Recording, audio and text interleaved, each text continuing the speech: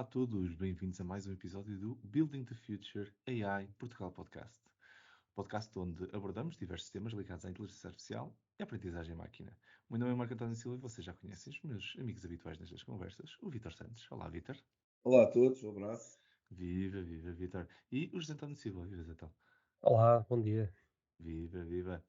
Ora, hoje decidimos dedicar a nossa conversa para um tópico de inteligência artificial que conseguiu mudar imensas indústrias e a nossa vida, honestamente.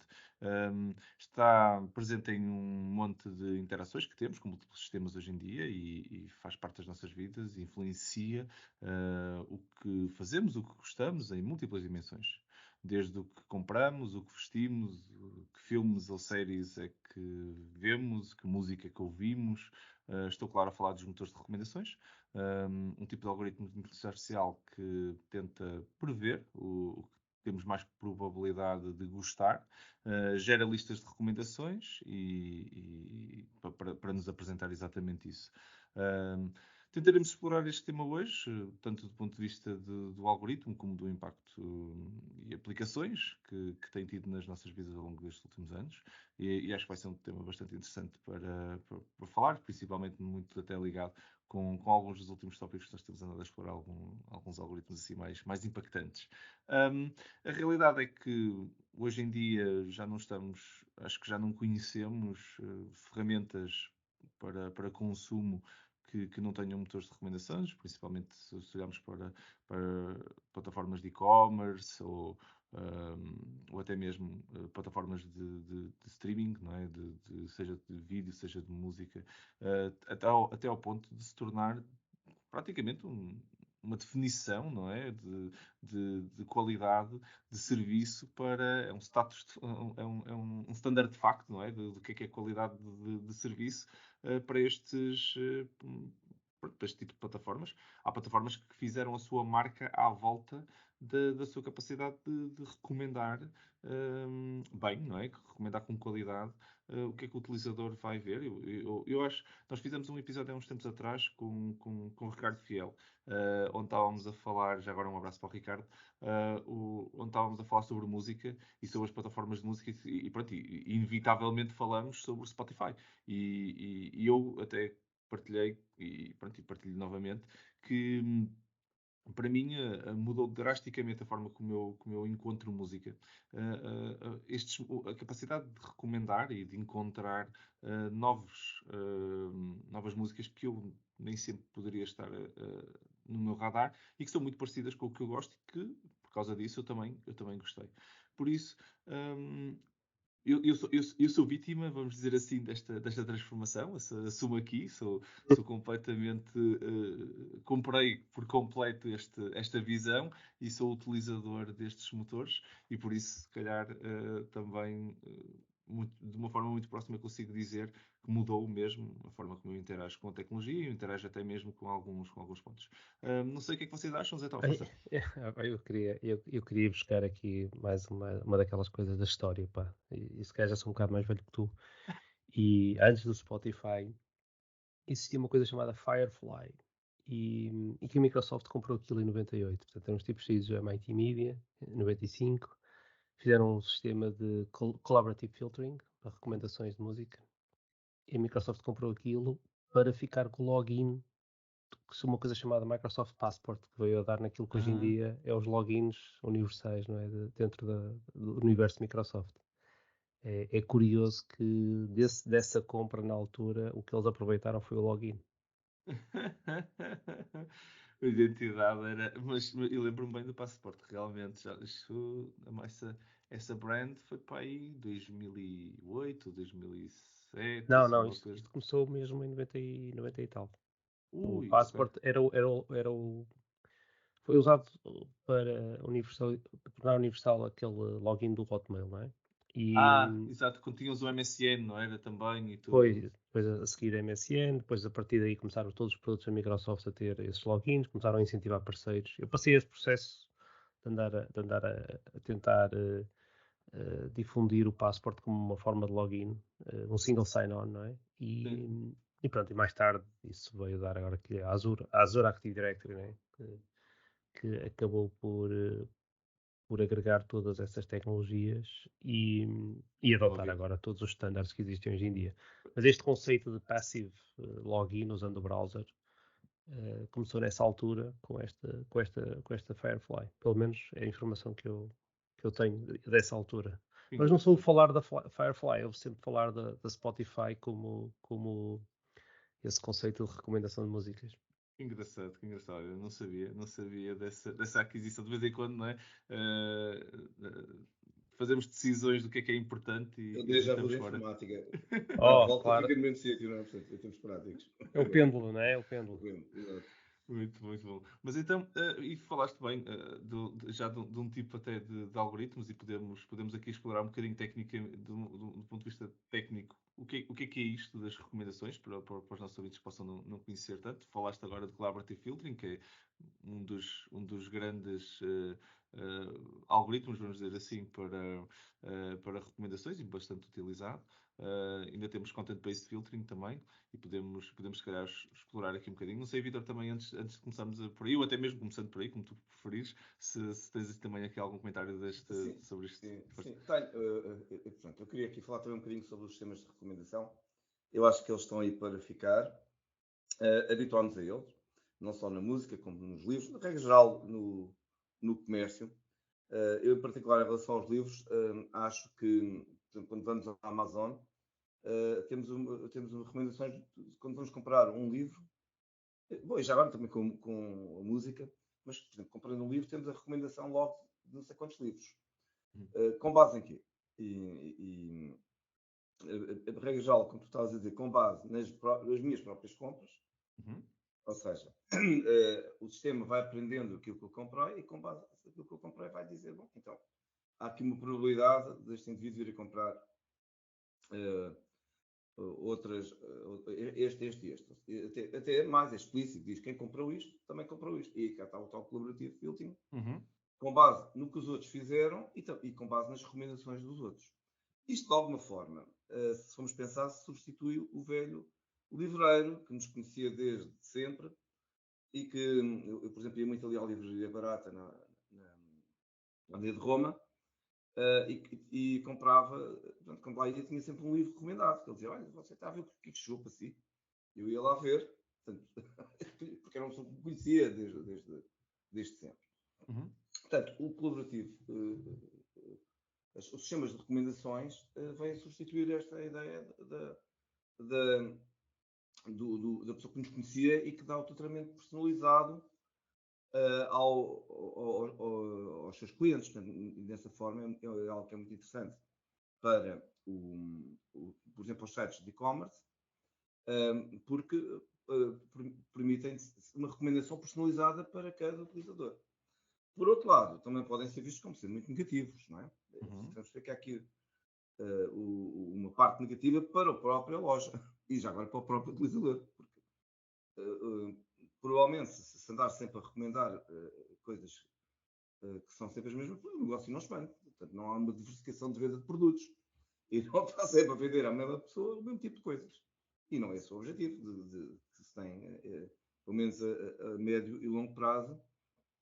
O que se pretende é diversificar a venda de produtos para aquele utilizador, no fundo, para que ele aumente o seu plafond de compras, não é? E Isto é um pode ser bocado, também um bocado. isto é um bocado como jogar sempre os jogos que estão no top das vendas, não é? Nas App Stores. Exatamente. E depois também para o próprio cliente também é chato porque o próprio cliente não é desafiado a experimentar outras coisas. É aquilo que estás a dizer, está sempre ali a viajar na maionese, não é? Nós tínhamos um Pronto. programa de televisão todos os sábados, não era? Que dava sempre a música que mais. Era o disco mais vendido, não é? Era o top mais. É top mais. Top mais, exatamente. Mas Já vai há algum tempo. a mesma música era capaz de estar a dar É, durante 50 semanas é, seguido, porque era sempre a música que estava em primeiro, não é? Enquanto estivesse em primeiro, não saía de lá. certo, mas deixa-me só, mesmo agora vamos dizer aqui, Força, só para dizer. desculpa. Bom, estes são os sistemas de recomendações, digamos, deste género, baseados no próprio perfil do cliente e nos perfis dos clientes ou semelhantes, digamos assim. O que é que está por trás em termos tecnológicos? A regra geral, portanto, redes neuronais artificiais. Apesar de também seria possível ter aqui sistemas de probabilísticos. Outro tipo de sistemas de recomendações são sistemas baseados em regras de associação. Dois tipos de regras de associação, portanto, regras de associações normais e as regras de associação múltiplas. Portanto, as regras normais, digamos, os algoritmos, talvez os dois mais conhecidos sejam o eclat e o a priori. Há outros, não é? Por exemplo, o FPGROW, há uma série deles. Fazem uma associação simples, depois há uma série de algoritmos que estão agora a aparecer de associação múltipla, em que é feito a associação a mais que uma coisa ao mesmo tempo.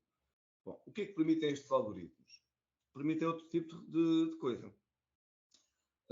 Há um exemplo conhecido, por exemplo, para o a priori, que é by the book, que é dizer-se que, pronto, analisando as compras de um hipermercado, percebeu-se que quem comprava fraldas de bebê comprava cervejas.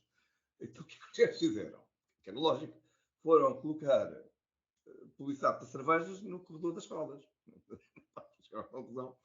Eu agora até estava tentado a ir explorar psicologicamente a coisa. Mas estes algoritmos, que são bastante, a maior parte deles são bastante exigentes do ponto de vista computacional, porque no fundo vão avaliar linha a linha para poderem fazer estas associações, para terem estas associações, permite outro tipo de recomendação, que já não é uma recomendação direta, mas permite também uma estratégia de vendas. E que é oferecida mais ou menos descaradamente, ou mais subtilmente ao cliente. Não é? Seja como for, a minha perspectiva é que estes sistemas vão cada vez estar mais massificados. Complementando, Vítor,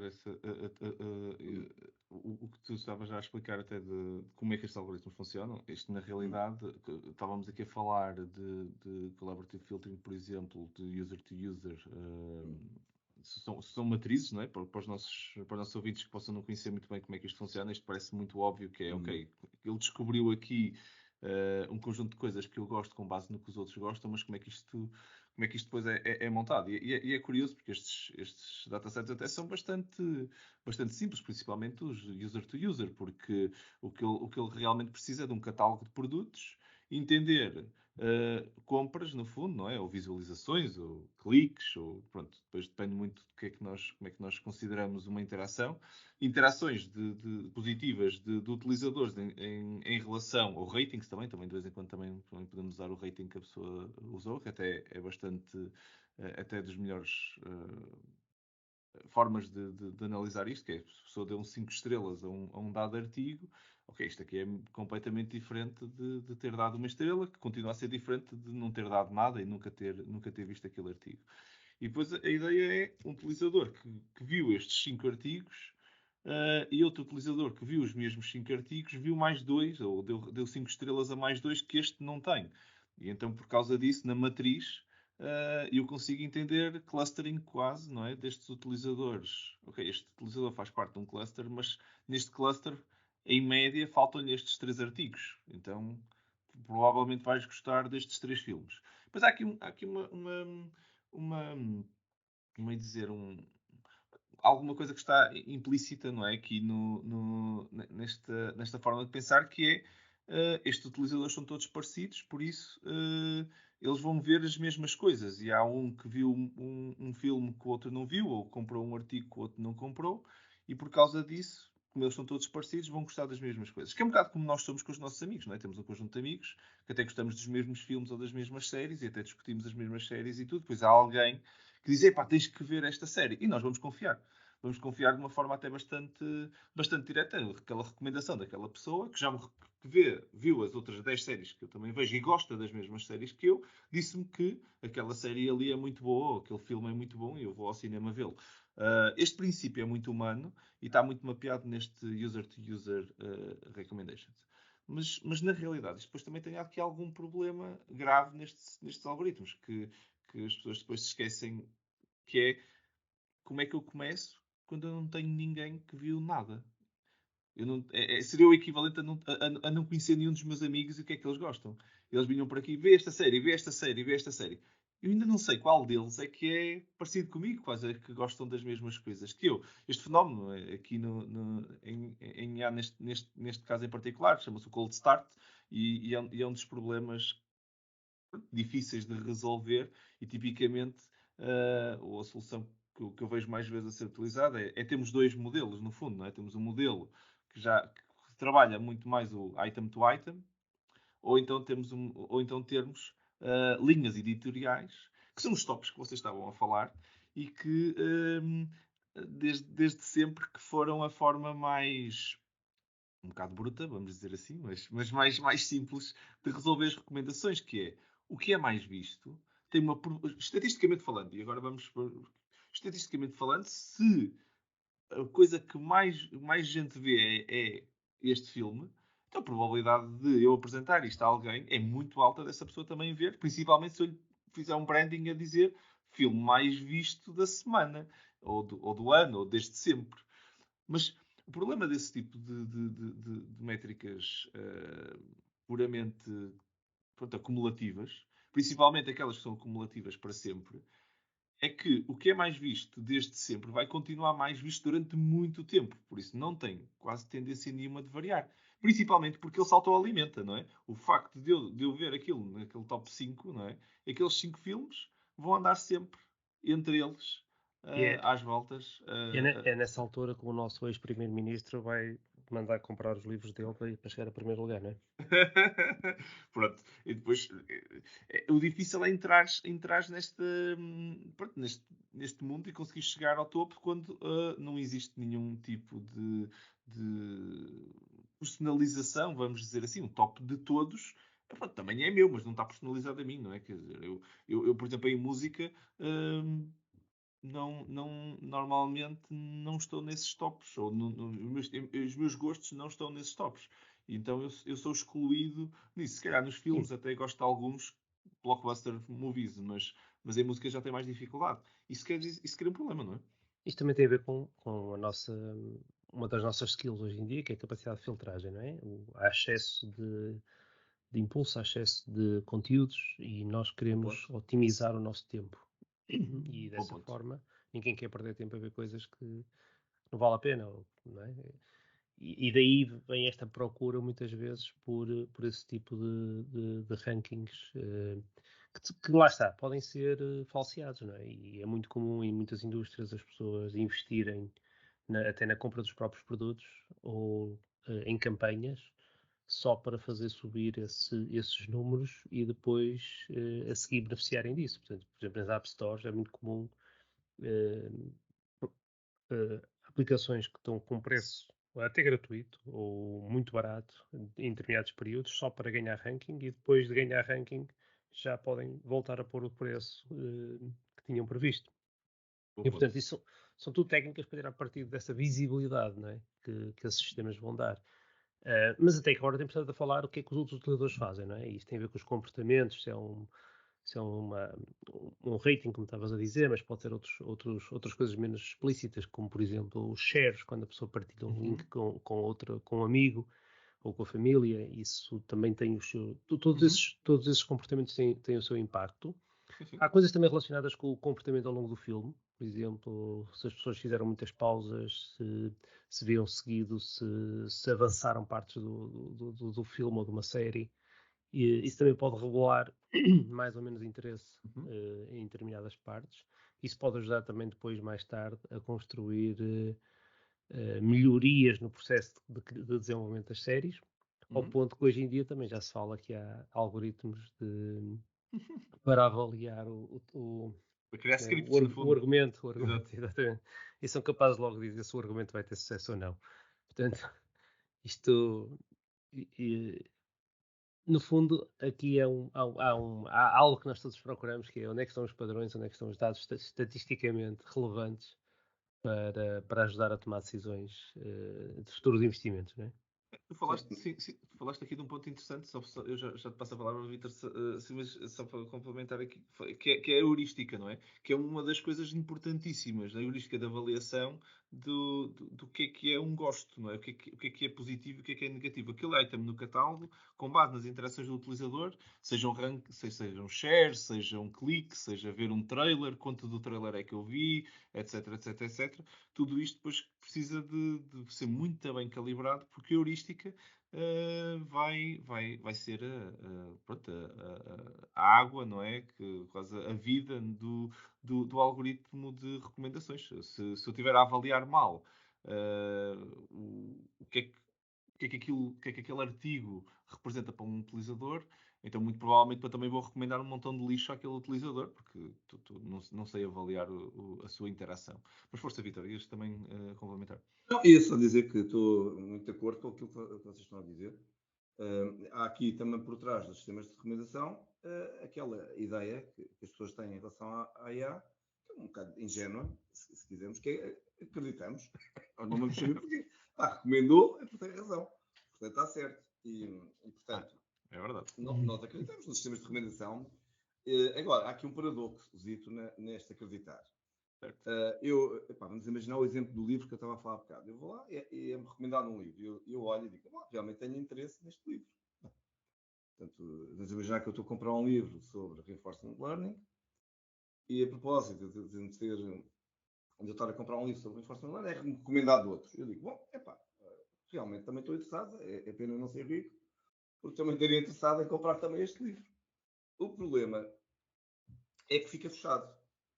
Porque eu estou a ser recomendado com aquilo e digo, não se sabe se o outro livro tem muita ou má qualidade. Mas até pode ser bom e tu gostares. Mas também pode ser mau. E simplesmente tem ali por trás uma estratégia comercial eu não sei de onde é que vem aquela recomendação. Tem a ver com qualidade ou tem a ver com a estratégia do próprio website para vender as coisas por atacado e não me faz um desconto se eu comprar 2? Portanto, eu acredito ou não acredito. Mas depois, sobretudo, aquilo que mais que é paradoxal é que, ao me ser recomendado isto, eu deixo por preguiça, porque não tenho tempo, como estava a dizer o Zé Tó, eu deixo de ir à descoberta de outras coisas. Exatamente. Então fico ali paradinho e digo, está bem, olha, então a minha cabeça... Tornas-te o mínimo local, não é? Tornas-te o mínimo local. Portanto, exatamente. Vamos lá ver uma coisa. Isto é tudo muito giro, esta coisa de descobrir coisas novas.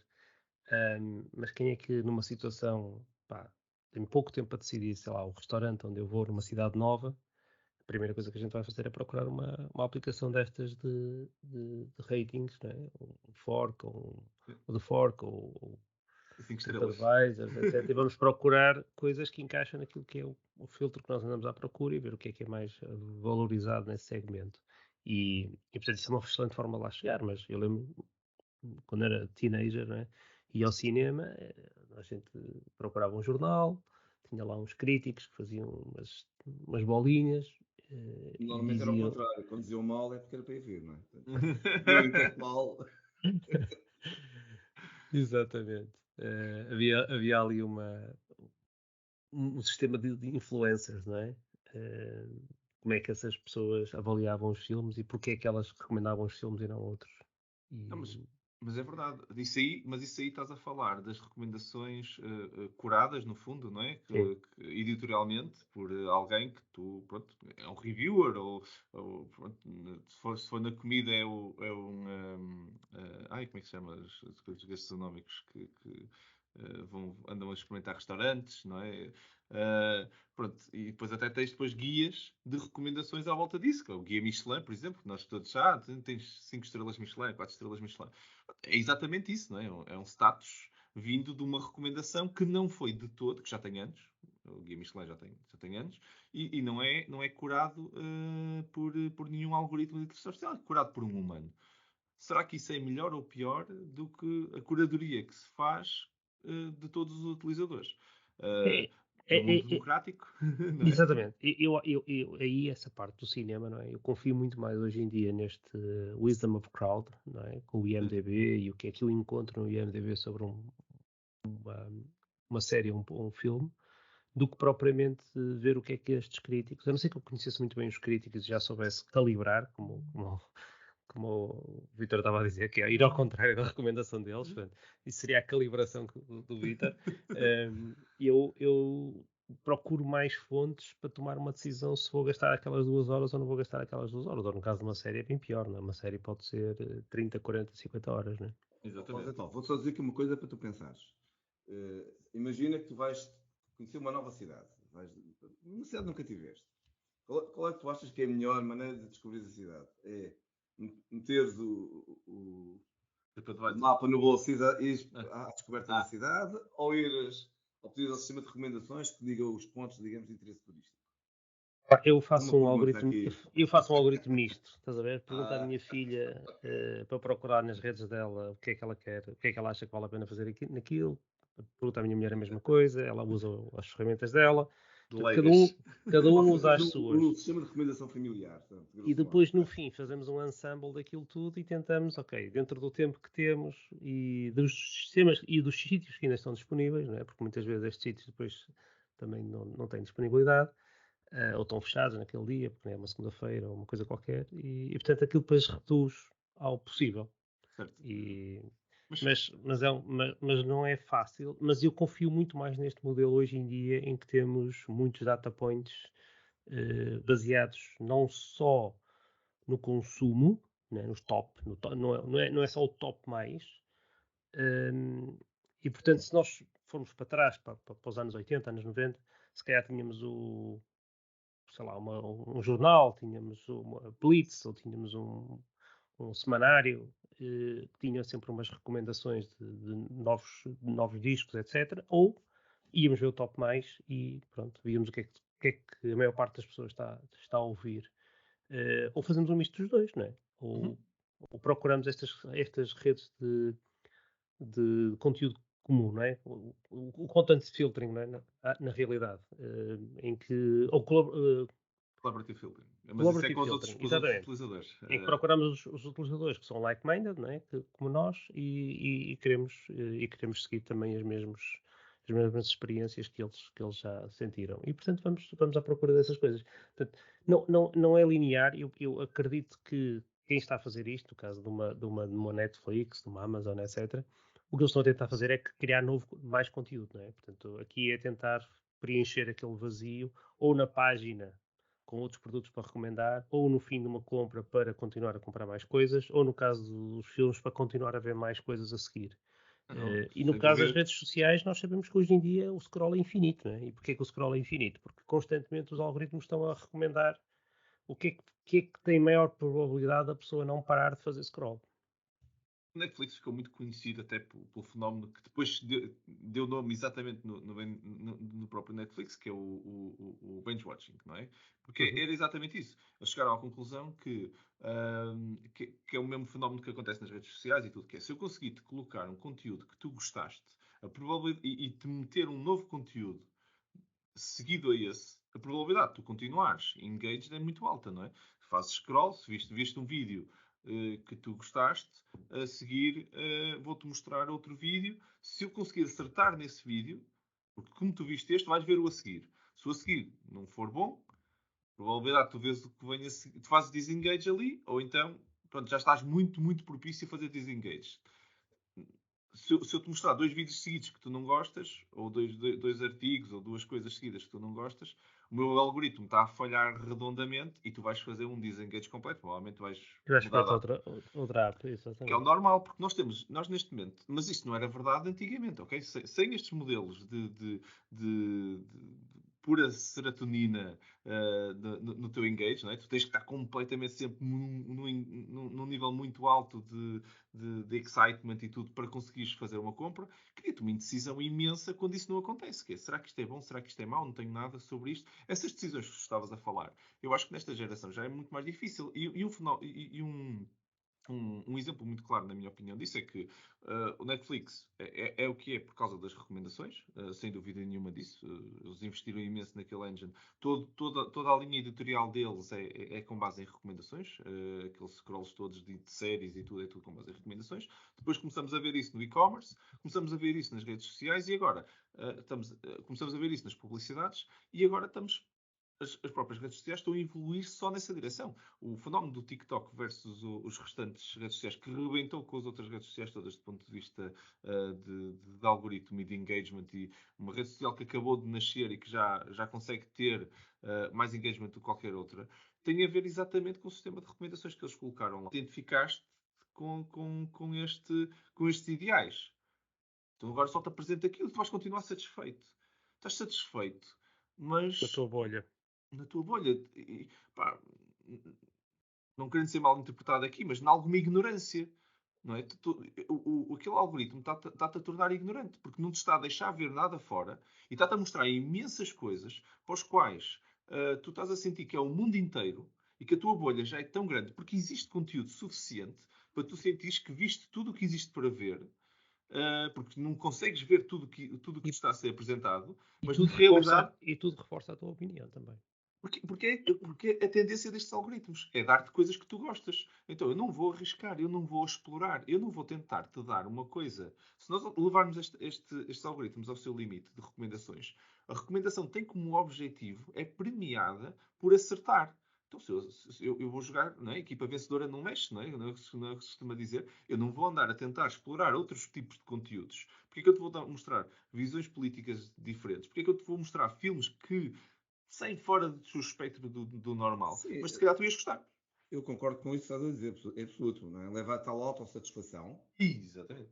E a autossatisfação é, do ponto de vista até filosófico, um bloqueio à evolução das pessoas, ao crescimento. Ou seja, Está quem está imbuído. autossatisfeito não tem nenhum motivo para ir para crescer, para ir conhecer outras coisas. Bom, é verdade. Portanto, há aqui um balanço entre os perigos de uma pessoa só ter o sistema de recomendação e o facto de eles serem práticos, realmente. Portanto, isto cabe, se calhar, a cada pessoa, assim, mais ou menos influenciável, e umas vezes usar os sistemas de recomendação de forma prática, porque podem realmente ser úteis e eles estão aí para ficar. Mas, mas, por outro lado, também a pessoa pensar pela sua cabeça e ir à descoberta das coisas e tentar explorar o mundo e não ficar no tal mínimo local que tu estavas a dizer. Tem a ver também com a calibração destes algoritmos, porque há algoritmos que permitem alguma porcentagem de exploração e até é calibrável a porcentagem que estamos aqui. Mas isto é um trade-off, não é? Quanto menos preciso, quanto mais exploração nós permitimos no algoritmo, menos conseguimos otimizar a accuracy que nos vai fazer puxar para aquele mínimo local. Isto tem muito a ver com o overfit, não é? Só que noutros algoritmos o overfit é mais notório, que é quando ele está overfit àquele dataset, depois começa a falhar drasticamente na vida real. E aqui é o contrário, que ele fica demasiado calibrado na vida real ao ponto de toda a gente estar a gostar tanto disto. Será que eu estou, não é, demasiado preso na minha bolha e já não consigo sair? Será que eu criei... porque isto, no fundo, ao contrário dos algoritmos normais que encontram o mínimo local, este não encontra. Este escava aquele mínimo local a tornar-se um mínimo absoluto. Não é? Ele vai, cada iteração que ele faz, dá-nos mais coisas e ainda reforça mais aquele mínimo cada vez mais, ao ponto de é impossível, se nós só tivermos, nunca explorarmos nada fora daquilo, vamos tender naturalmente para não. Pronto, só comemos italiano, basicamente, no fundo. Não é? Se fosse uma recomendação, começamos aí só italianos, no entanto, já nunca mais vamos ver nenhuma outra recomendação. São italianos, porque eu nunca. Pronto, já nem há registros de eu algum dia ter ido a uma coisa que não tivesse um prato italiano, por exemplo. Isso seria mau, na minha opinião. Seria mau para a sociedade, seria mau para o algoritmo. O Vitor já estava há bocado também a argumentar que seria mau também para os vendedores, sim, matava todos os outros restaurantes, ou tinhas pratos italianos no teu prato, no teu menu, tinhas que pelo menos meter lá um esparguete bolonhesa para conseguires que os gajos ao menos aparecessem no teu restaurante, senão não conseguias vender mais nada. Isso seria muito mau, eu acho, para a sociedade como um todo. Eu acho que é o grande perigo do abuso. Nós aqui também estamos agora num cenário onde é o extremo deste tipo de tecnologias e os impactos que isso pode ter. Eu acho que o abuso de qualquer tecnologia é má. Neste caso, eu acho que nós já estamos a roçar, se calhar em algumas áreas, um uso abusivo de recomendações e que as pessoas não têm consciência que estão completamente a ser levadas nesta espiral daquele mínimo que é Há, confortável, não é? Que ali um sofá, uma há um casa. efeito, há um efeito que eu encontro muitas vezes, as pessoas me contam e dizem, epá, o telefone tem que estar a ouvir o que eu digo. Porque É verdade. é, É verdade. tem que estar a ouvir o que eu digo, porque pá, aconteceu, eu estava a falar sobre isto e passado um bocado, uma recomendação qualquer, uma aplicação qualquer, apareceu aquela publicidade. Pá, isto só pode estar a ouvir o que eu digo. Está, não sei. Mas isso tem muito a ver com esta coisa dos motores de recomendação e os nossos comportamentos vão apontando para determinado tipo de interesses.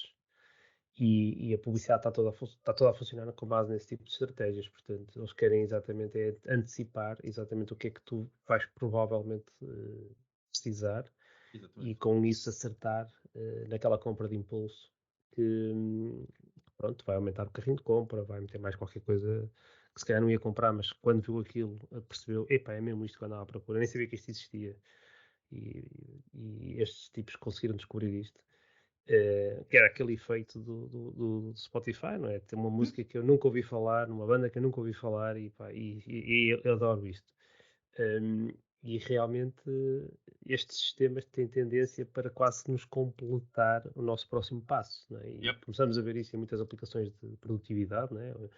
O e-mail, que agora o Outlook começa a escrever a frase que nós vamos escrever, parece que ele já sabe qual é a resposta que nós vamos dar a um e-mail e sugere logo essa resposta.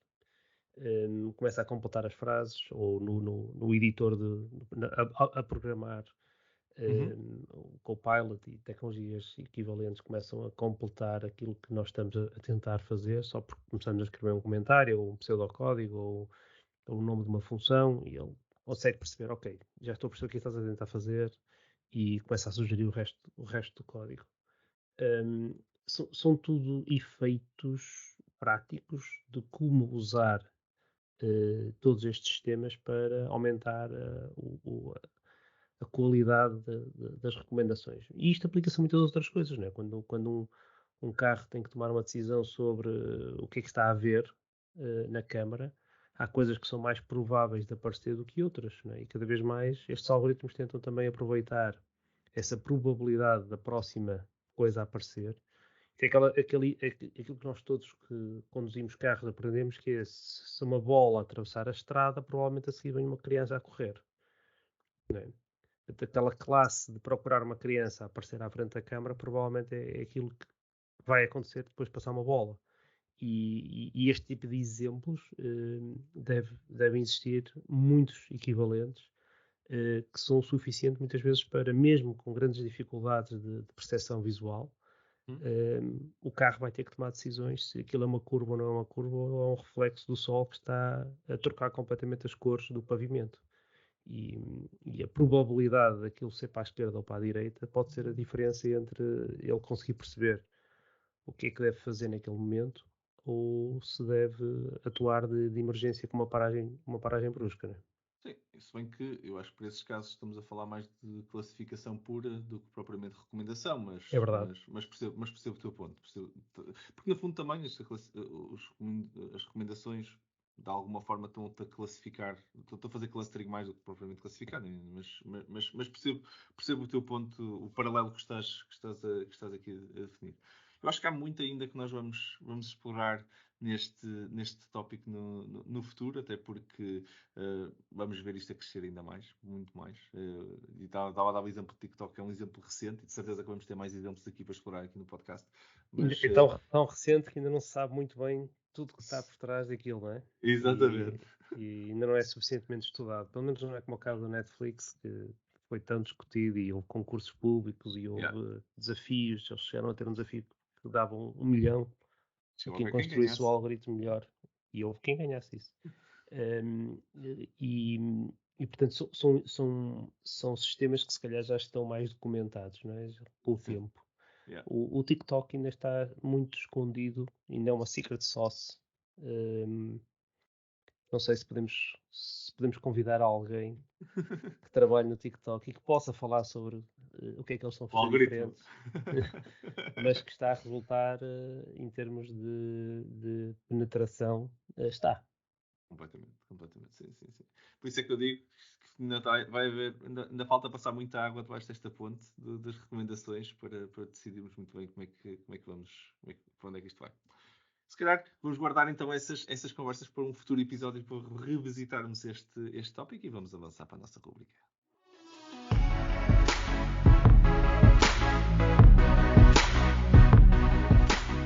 Bem-vindos à nossa rúbrica AI News, segmento que faz parte do final dos nossos episódios, onde vos trazemos links e notícias que sentimos que foram relevantes e que surgiram no nosso radar entre estes episódios e com os nossos comentários, como é evidente. Os links todos são publicados na descrição do episódio, se quiserem depois ler na íntegra. Vou passar a palavra aqui hoje ao Vítor para começar então a nossa rubrica de hoje. O que trazes tu para nós hoje, Vítor? Olha, eu trago aqui uma notícia do MIT News que me chamou bastante a atenção sobre um projeto ligado à linguística.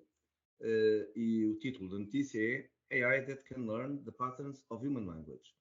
E isto é bastante interessante porque eles, utilizando grandes quantidades de dados, estes investigadores conseguiram perceber padrões na linguagem. Por exemplo, conseguiram perceber que em determinadas linguagens, por exemplo, no português, quando é falado no feminino, em certas palavras deve ser colocado o A no final de uma palavra, não é? Portanto, eventualmente uma pessoa dirá muito obrigado e uma pessoa de género feminino dirá muito obrigada, não é? E portanto eles conseguiram tirar estes padrões. E mais interessante do que isto é que conseguiram extrair aqui regras linguísticas e gramaticais mais ou menos coincidentes com as regras da linguística clássica.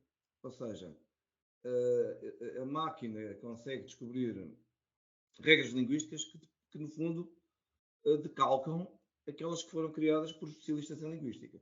E eu achei este artigo muito interessante e, de alguma forma, também há aqui um segundo aspecto que eu acho bastante curioso, porque esta questão da língua é, de facto, algo que está muito ligado às ciências sociais. A inteligência artificial é uma área da computer science. Bom, mas aqui está mais um foco de ligação entre a linguística, a filosofia e computer science. Sim, senhor, sim, senhor. Por acaso não conhecia. Olha, uma grande partilha, Vítor. Obrigado. Vou passar a palavra, se calhar, aqui ao Zetó. E que notícias está tudo para nós hoje, Zetó? Força. Olha, eu hoje vou partilhar aqui um artigo, até que foi o Vítor que partilhou comigo e que está espetacular, que é basicamente um artista digital pegou aqui nestes algoritmos para tentar inferir como é que determinadas pessoas seriam hoje em dia, não é? Pessoas já morreram e pegou aqui uma série de artistas, não só daqueles dos famosos do Clube 27, não é? Uma série de artistas que morreram com 27 anos, mas também outros. E portanto criou estas imagens de alta qualidade com o que é que poderiam ser essas pessoas se elas fossem vivas hoje. E portanto temos aqui Kurt Cobain, John Lennon, Freddie Mercury, Janis Joplin, Jimi Hendrix, uma série o John Lennon, sim, já disse, uma série de artistas e está muito giro isto. E uma utilização interessante deste tipo de tecnologia. Sim, isso serão GANs, quase certeza, não é? As famosas Generative Adversary Networks, não é? As redes adversariais que têm sido muito usadas exatamente nesse problema de gerar imagens. E neste caso seria de prever o que é que seria uma pessoa mais velha, não é? Até houve uma altura que havia uma app para. Acho que era no Facebook ou qualquer coisa assim que podíamos pôr a nossa fotografia e ele gerava a fotografia para daqui a 40 anos, daqui a 30 anos, ou já não me lembro quanto tempo é que era, que foi muito popular, engraçado terem pegado desse tipo de algoritmos e terem imposto isso em cima de artistas que efetivamente quando morreram novos. Uma boa aplicação bem divertida de Guns, parece-me. Já agora, neste artigo, se forem ver, tem fotografias, tem exatamente isso, destes artistas todos. Se fores ver, a que me chamou mais atenção é uma fotografia do Freddie Mercury, como seria hoje, como ele seria hoje em dia, se não tivesse morrido. E o mais curioso, eu vou fazer aqui uma boca, é que ele seria muito parecido com o Luís Filipe Vieira, portanto, o antigo presidente do Benfica. Desafio toda a gente a ir lá espreitar, vão ver que o Freddie Mercury, afinal, pá, se calhar ainda está vivo. Muito bom, muito bom, muito bom. Ora, eu hoje trago-vos um artigo na área da saúde.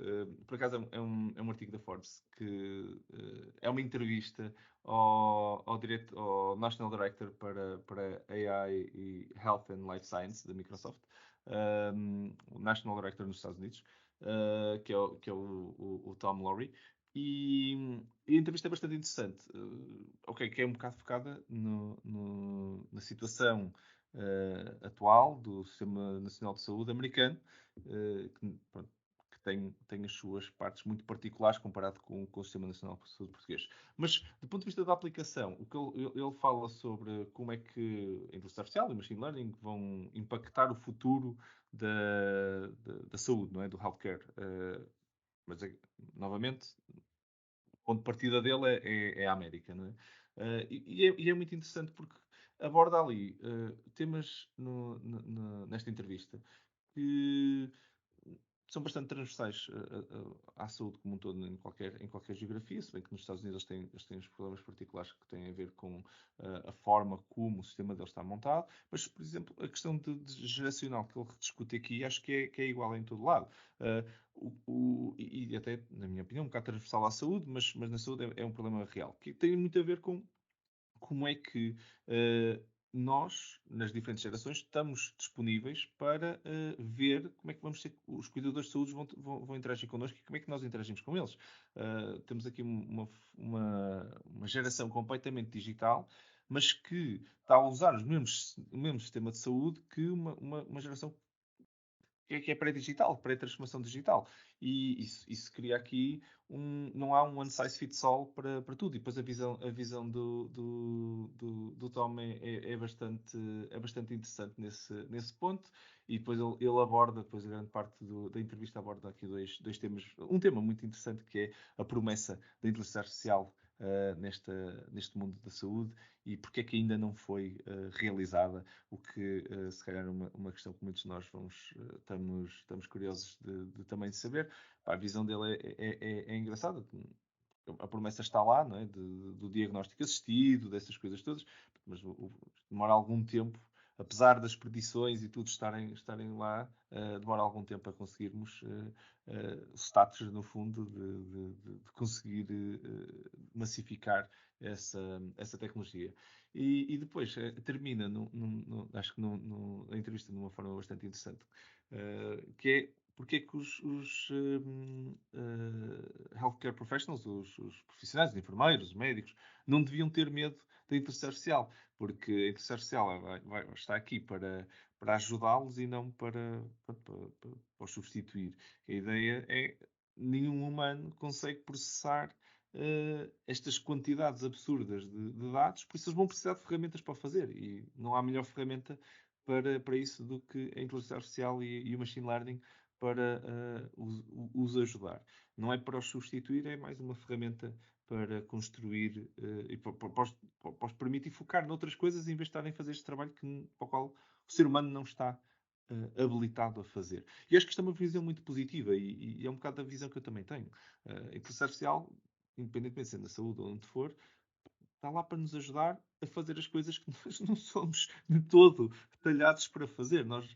Já para processar a pouca quantidade de informação que nos consegue chegar, já é difícil hoje em dia, mas imaginar fazer a mesma coisa que passa por um algoritmo. E acho que é aí que está o ganho e pronto, e está aí, na minha opinião, a visão correta.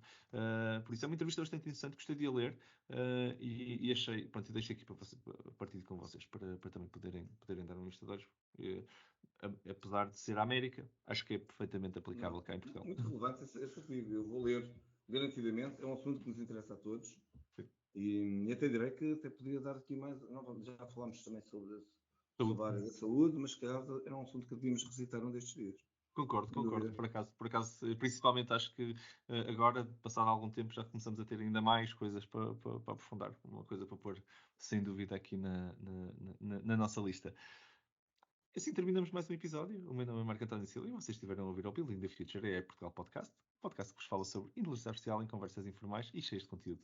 Um obrigado enorme por mais uma conversa extremamente interessante. Vamos parceiros de sofá, ao João Vítor Santos. Muito obrigado, Vítor.